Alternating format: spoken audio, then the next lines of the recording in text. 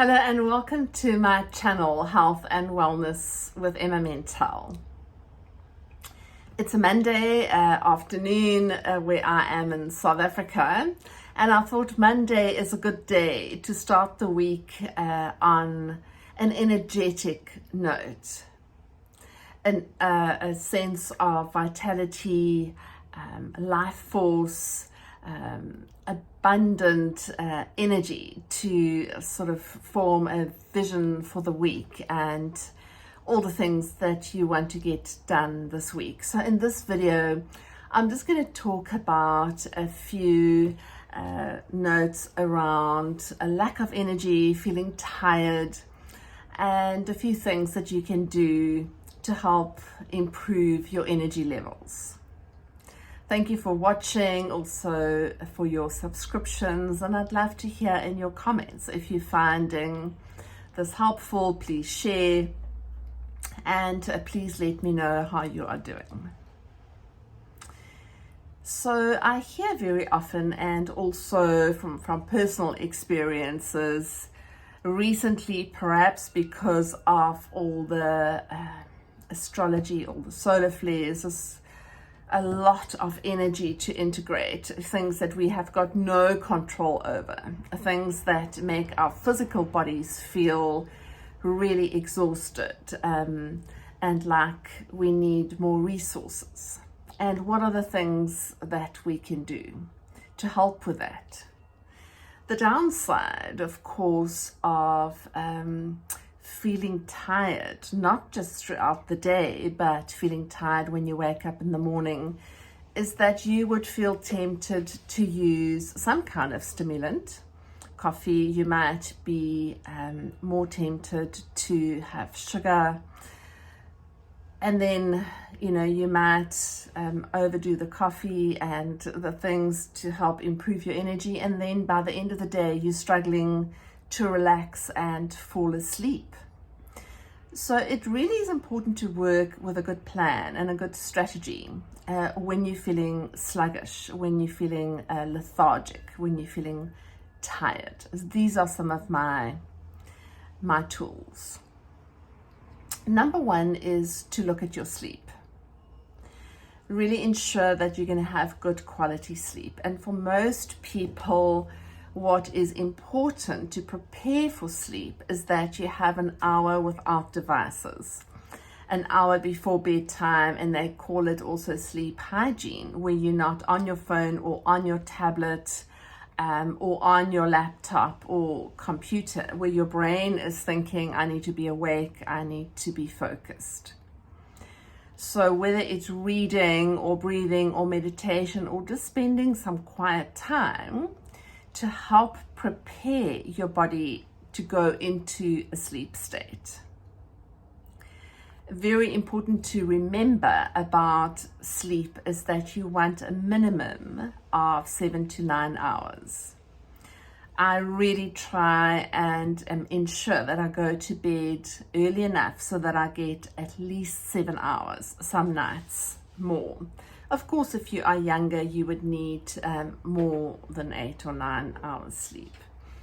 But around sleep, you cannot watch a crime series and you've just had a cup of coffee and you're literally checking through social media, and then you switch the light off and expect your brain to just instantly know that it's now sleep time. So that preparation for sleep is important. You might want to use something like lavender oil that you can inhale. You might want to use something like a lavender pillow mist.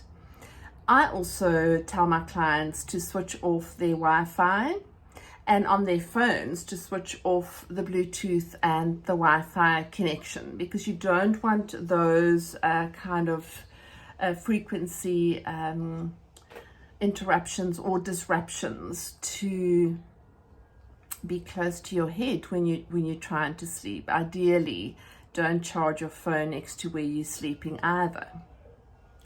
I like to use magnesium before bedtime. It really helps me to have a more restful sleep, especially if I've been experiencing some agitation or feeling a bit anxious, but also some fatigue during the day. So I really like a product called magnesium glycinate. This is a particular brand that I use here, but magnesium glycinate or magnesium threonate for people who are really struggling with good quality deep sleep.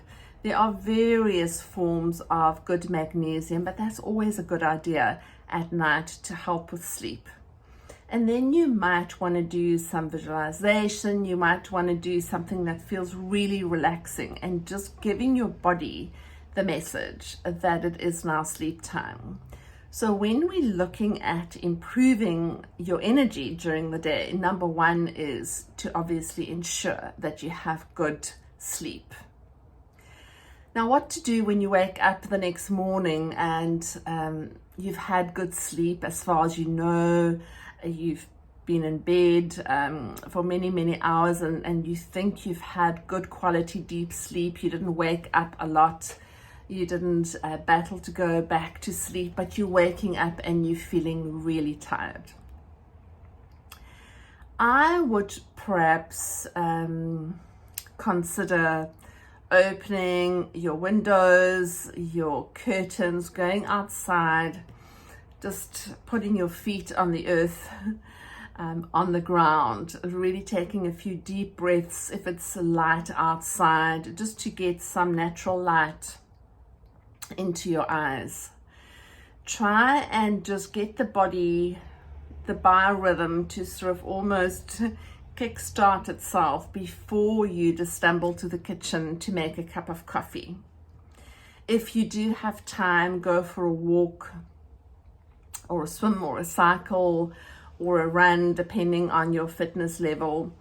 So almost a natural way of waking the body up before you just go straight for the caffeine.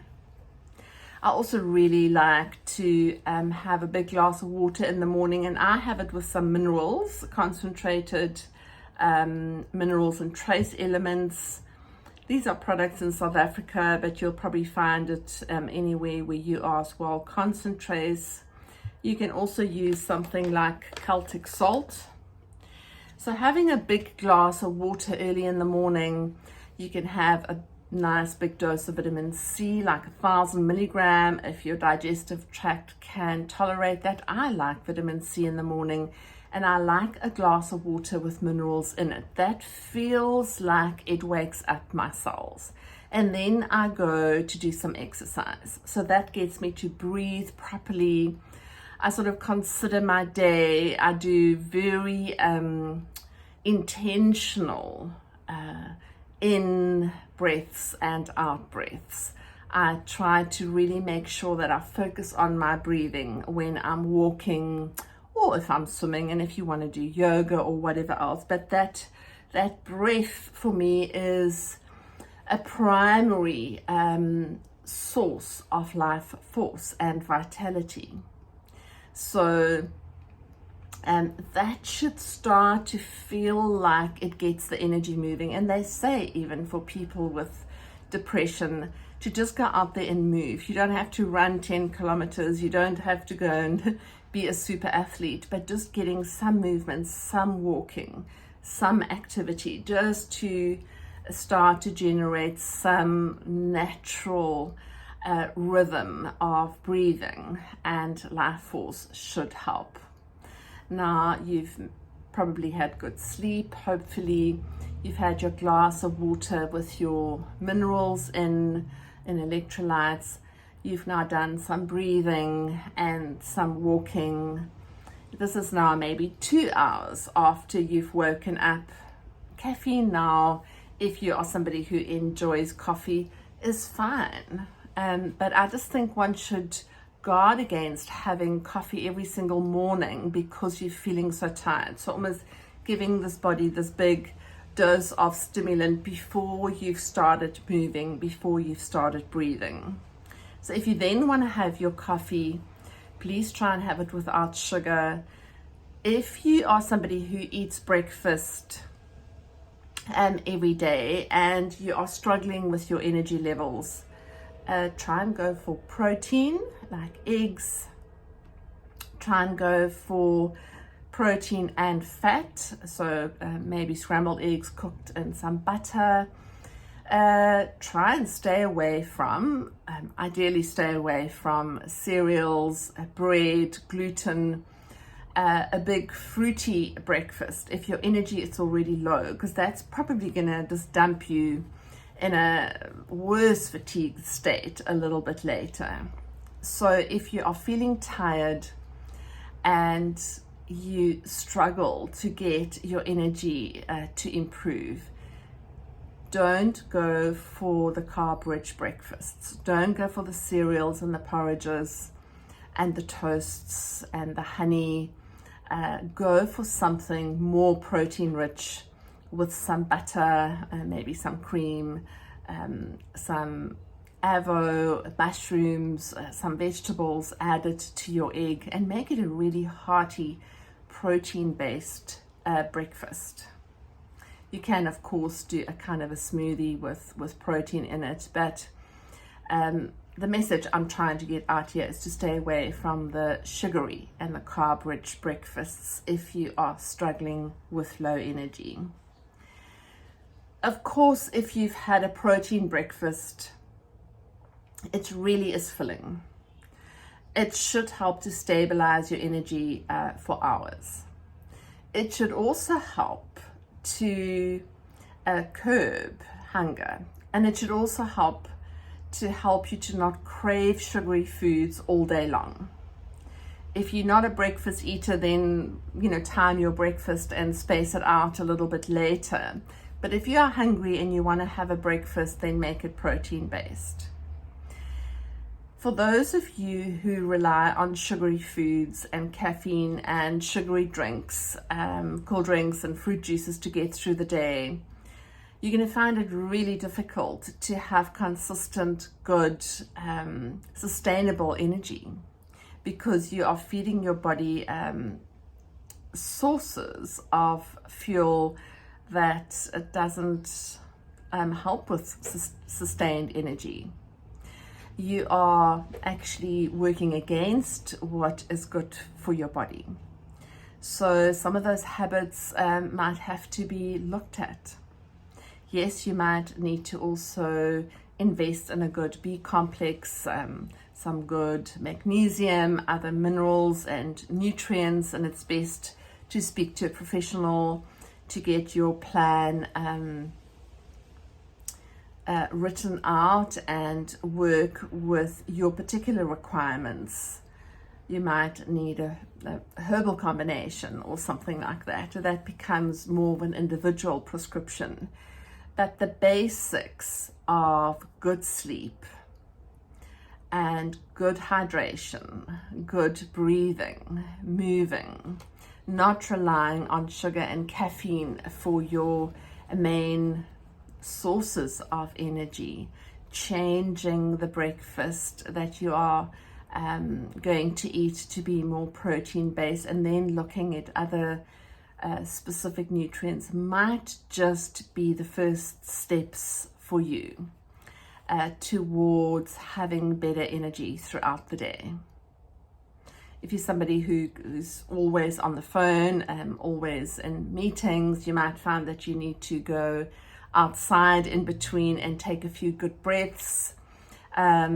Maybe just move around a bit more, because sometimes when we're on the phone, sometimes when we're on the computer, we hunch our shoulders. We can get quite a lot of tension between the shoulder blades. Maybe we're not breathing properly. So throughout the day, make sure that you are having your water. You might want to add some of your minerals again during the day if you feel like there's an energy slump, or go outside and take a few deep breaths. So when it comes to the basics and the foundations of how to deal with low energy or feeling lethargic, these are my top tips for you. So I really hope that this was helpful for you, and please let me know in the comments when you try to implement some of these and how they have helped you. Thank you for watching, and I'll be back soon with another update.